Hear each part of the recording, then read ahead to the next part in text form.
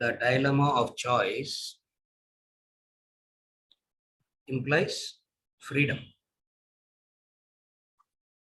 Where there is no choice, there is no freedom. So wherever there is a choice, we are talking about the dilemma. So the very dilemma itself is a potential freedom. In the case of other species, we say they have no choice at all.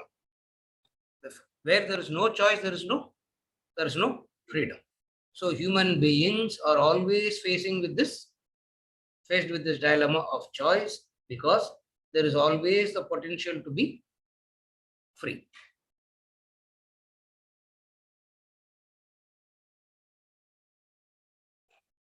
Where does the choice come from? What is the source of the choice? We say human beings has choices. At every stage in life, you have to make a choice. Now, what is the source of the choice? Where is the choice coming from?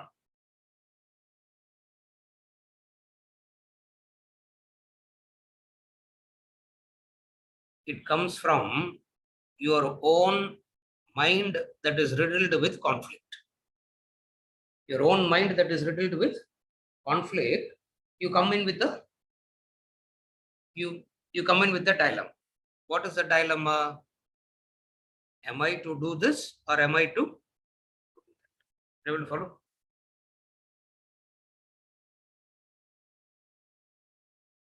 Why it is called dilemma is because whatsoever you choose, you are saying no to something else.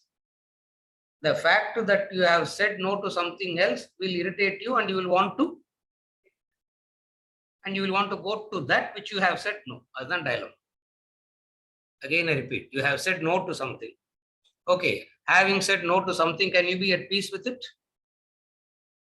Have you ever observed, if you say no to something, you will be more constantly thinking about that only. You'll be more craving for it. You'll be more longing for it. Craving for it.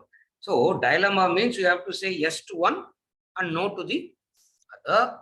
But the very fact that you are saying no to something itself makes it even more attractive. So what you say no is what you get more and more attracted to. And then the other side of it is, you know that you should not be doing that. You know you should not be doing that. On the other hand, you are attracted to that which you should not be doing. This is the dilemma. The point. So in order to justify, you come up with reasoning. In order to justify, you come up with your own reasoning. That's why all human beings' reasoning is so funny. But you don't laugh at them because they get very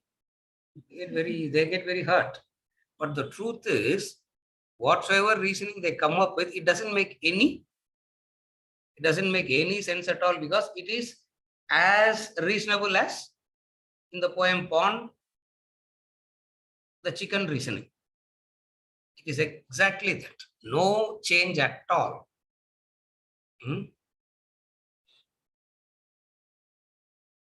To a large extent, you can see it in another, but you can't see it in yourself. To a large extent, you can always see it in another, but you can never ever see it in yourself. This is the dilemma of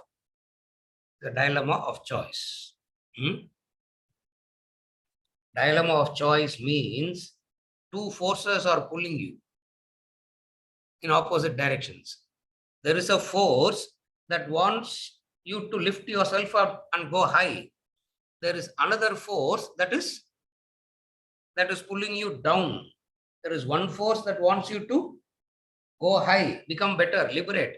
There is another force that is pulling you down. There are two forces. கீழே இருக்கிற ஃபோர்ஸுக்கு பேரு gravity பிசிக்ஸ்ல. மேலே இருக்கிற ஃபோர்ஸுக்கு escape வெலாசிட்டியா? There is something that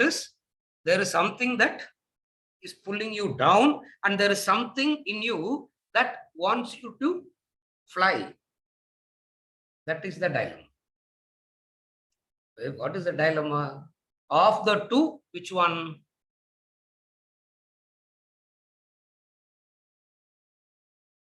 You will want to fly in materialism and in sensualism. Adu nadakathu. You will want to fly high by choosing the path of materialism and sensualism. That is not possible. That's where we need to make the right. The dilemma of choice. There are these two forces always. One forces wants you to go above the gravity, rise above the gravity. There's another force that pulls you down. It appears to be the force that is pulling you down is more powerful. It appears to be so. Reality, it is not like that. It appears to be. So what is dilemma of choice? Remember the two forces. Kathopanishad calls it as Shreyas and Preyas. That which pulls you down is gravity. That which wants you to fly high, that which can tell you that you can defy that and go out. It is also possible. So whoever makes the right choice have resolved that dilemma. Whoever has made the right choice, the dilemma is resolved. Otherwise, it's a constant dilemma.